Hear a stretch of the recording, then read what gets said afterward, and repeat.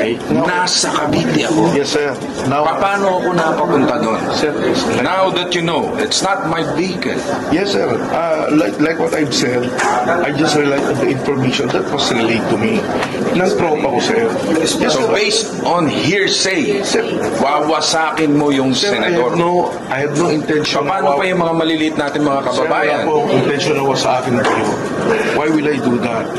Eh bakit mo binanggit yung pangalan ko Sir, sa media? yun po, Sana nakakaradyo po. bine-verify niyo muna. Sir, that's Hindi, that's what I binanggit did. mo sa radio eh. That's what I, sir, di po Narinig ako ko yun. interview na sinabi ko po na nandun kayo. Wala po akong binanggit na gano'n.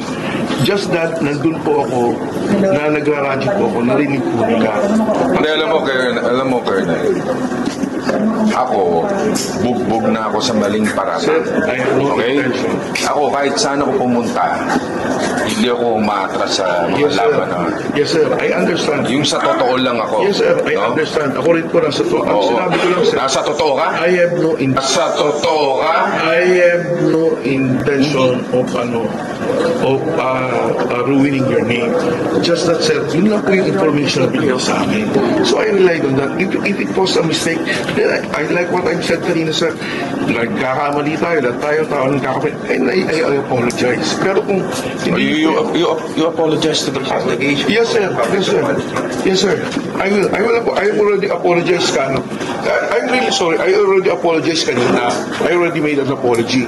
Tao lang po tayo. Lahat po tayo nagkakamali. Lahat po tayo nagkakamali. Eh ngayon, kung nagkamali po yung enforcer ko, as the commander of the task force, the buck ends with me. I do not need to present the enforcer anymore. Kung nagkamali siya, ako na po ang sasagot nun. Sir, ang balak niyo sa enforcer sa tatanggal nito? Sir, wala po ang balak ipatanggal. Kung ako na lang, di ako na lang po. But the buck ends with me. The responsibility ends with me. Yun po ang ng commander eh. I need to make decisions. It is not to ruin the senator. Alam ko po yung pangalan ni senator. We have common friends. Wala po akong intention na sirain. Kaya kung nagkamali ako na lang po. Ako na lang. Kung nagkamali ako na lang po. Ako na lang. Alam mo, as you said, no? Yes, sir. Tao lang kayo, nagkakamali. Yes, sir. And That's why I apologize. pero masakit kasi yan eh. Yes, sir. I know. Masakit yun. Sir. And ayoko, I'm sure, dito sa mga pangyayari na to, mayroon pa rin babash pa rin sa amin, and that is so unfair. Dahil tayo sumusunod sa batas trapiko, matindi na yung pinagdaanan ko sa buhay, tapos wawasakin nyo ng ganyan lang ng walang kakwenta-kwenta. In fact, nakakatawa nga itong issue na to eh. Traffic.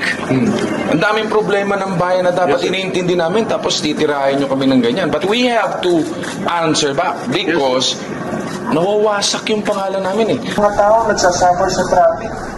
Like what I've said. Tapos yung ganyan VIP treatment, sasabihin pipilin, may ililet go mo, dapat tinikitan mo. Yes, sir. That's my fault. Like what I've said. Eh tapos nilet go mo, tapos wawasakin mo. Yes, sir. Diba? Again, sir, that's my judgment po. I'm sorry. Alam mo, napanood ko rin yung kanilang pag-uusap with Senator Bong Revilla, and kung siya man ay madaling mapaniwala ng tao niya, kung hindi validated ang information, hindi natin dapat pinapangalanan yung tao. Kasi alam mo naman, may mga motorista mahilig manggamit ng pangalan. Hindi maganda na ganun lang na kalit siya maniwala. Ang maganda lang dito, matututo siya. Ayun. Kung maniwala lang sa tao sa sabi-sabi. Ang mabigat kasi dyan, kapatid, Opo. kunwari ako, ginamit mo ang pangalan ko, nagkamali ka. Eh, paano yung nakabaka na tao kita, nagamit mo ako? Paano mo pa maikokorek yun? Alam mo naman ang mga tao, pagkagalit sa'yo, dadagdagan pa ang kwento. Pagkakampi ka, papagandahin ang kwento. Kaya dapat, ang lesson dyan, maingat tayo.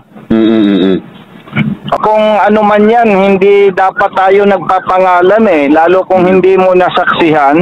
Kunwari, may motorista. Actually, mahilig yang maniwala sa kwento eh. Alam mo ba yung kung babalikan mo yung mga post niyan, Opo.